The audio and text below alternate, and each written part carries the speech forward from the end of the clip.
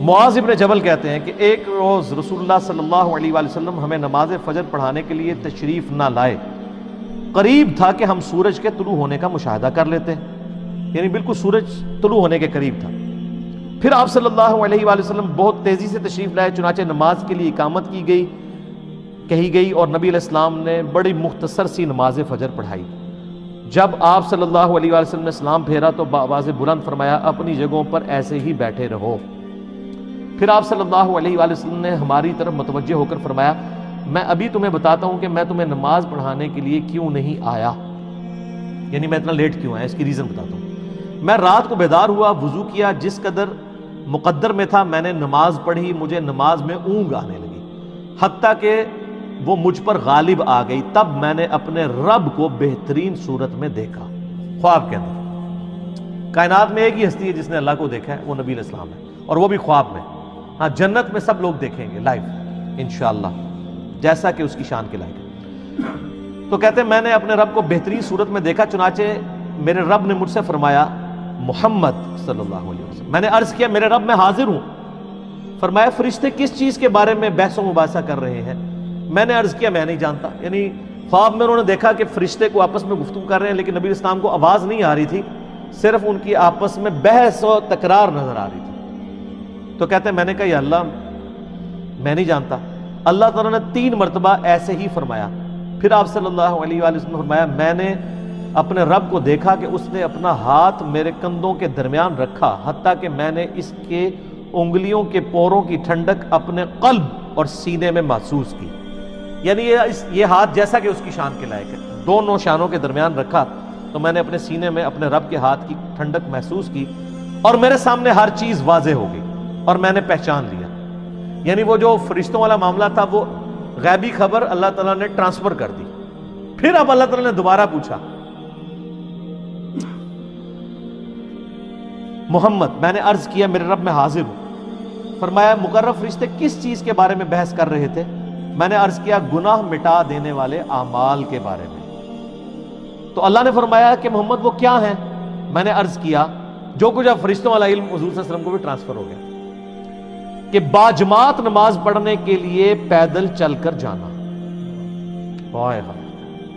یہ گناہ مٹا دینے والے اعمال ہیں، جو سورۃ الانعام میں سورہ طٰہٰ کے اندر آتا ہے نا کہ جو گناہ ہیں وہ نیکیاں جو ہیں گناہوں کو مٹا دیتی ہیں۔ تو یہ سورہ ہود کے اندر نیکیاں گناہوں کو مٹا دیتی ہیں، تو وہ کون سی نیکیاں ہیں؟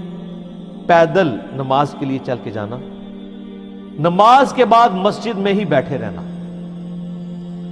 یہ دوسری نیکی۔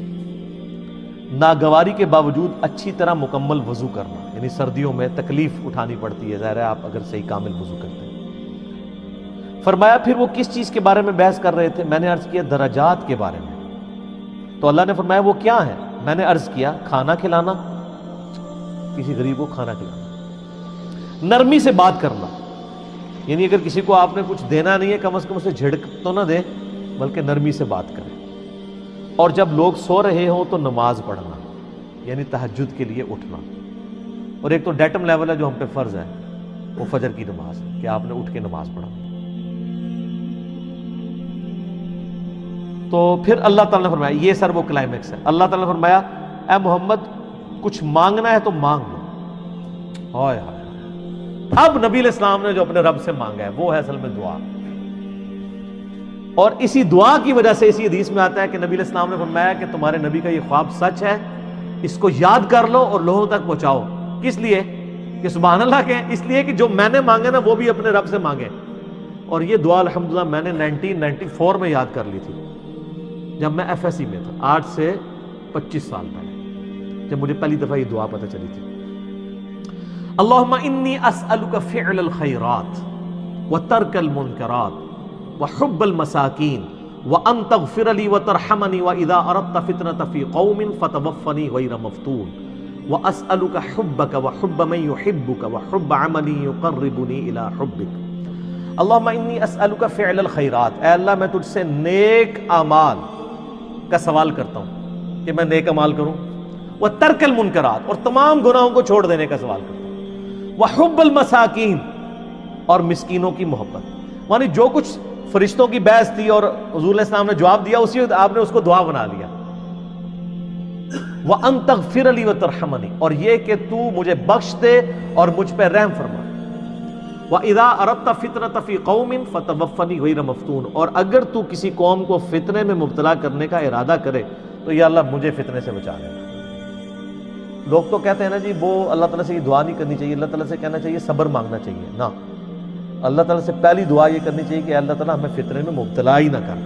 اور اگر تو نے میری ڈیسٹنی میں لازمی رکھا ہے اس آیت کے تحت کہ وَلَنَبْلُوَنَّكُمْ بِشَيْءٍ مِّنَ الْخَوْفِ، تو پھر اگر مجھے یہ کرنا چاہتا ہے تو پھر مجھے ثابت کرنا. پہلی دعا یہ ہے وَإِذَا أَرَدْتَ فِتْنَةَ فِي قَوْمٍ فَتَوَفَّنِي غَيْرَ مَفْتُونٍ، اے اللہ مجھے فتنوں سے بچانا. اللہم انی اسألک حبک، اے اللہ میں تجھ سے تیری محبت کا سوال کرتا ہوں. وحب من یحبک، اور میں ہر اس شخص کی محبت تجھ سے مانگتا ہوں جس سے تو محبت کرتا ہے، یعنی سارے انبیاء کی محبت، اہل بیت کی، صحابہ کی، نیک لوگوں کی.